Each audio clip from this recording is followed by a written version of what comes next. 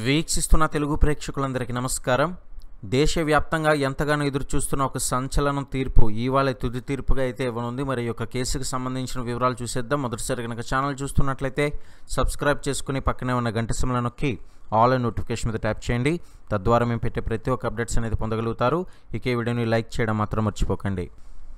దేశవ్యాప్తంగా తీవ్ర సంచలనం సృష్టించిన ఓబులాపురం మైనింగ్ కేసులో ఇవాళ తుది తీర్పు అయితే ఇవ్వనుంది.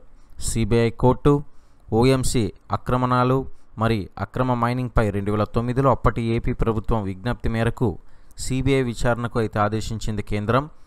2007 జూన్ 18న అనంతపురం జిల్లాలోని ఓబులాపురం దగ్గర 95 హెక్టార్లలో గాలి జనార్దన్ రెడ్డి కంపెనీకి ఇనుప ఖనిజం గనుల లీజులు కట్టిబెట్టింది అప్పటి వైఎస్ ప్రభుత్వం. అయితే ఇప్పుడు ఇనుప ఖనిజం తవ్వకాలు రవాణా అమ్మకాల్లో అక్రమాలు జరిగాయంటూ ఆరోపణలు అయితే రావడంతో 2009 డిసెంబర్ 7న కేసు నమోదు చేసింది సిబిఐ.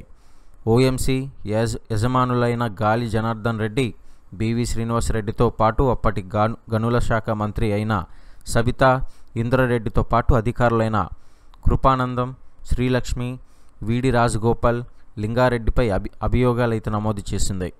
మరి గమనించినట్లయితే ఈ యొక్క మే నెలలోగా విచారణ పూర్తి చేయాలన్న సుప్రీం ఆదేశాలతో వాదనలు అయితే ముగించి ఇవాళే తుది తీర్పు అయితే ఇవ్వడానికి సిద్ధమైంది సిబిఐ కోర్టు. మరి యొక్క కేసు తీర్పుపై ఎంతమంది ఎదురు చూస్తున్నారో కింద కామెంట్ సెక్షన్లో తెలియజేస్తూ మరిన్ని అప్డేట్స్ కోసం ఛానల్ని సబ్స్క్రైబ్ చేసుకుని లైక్ చేయండి.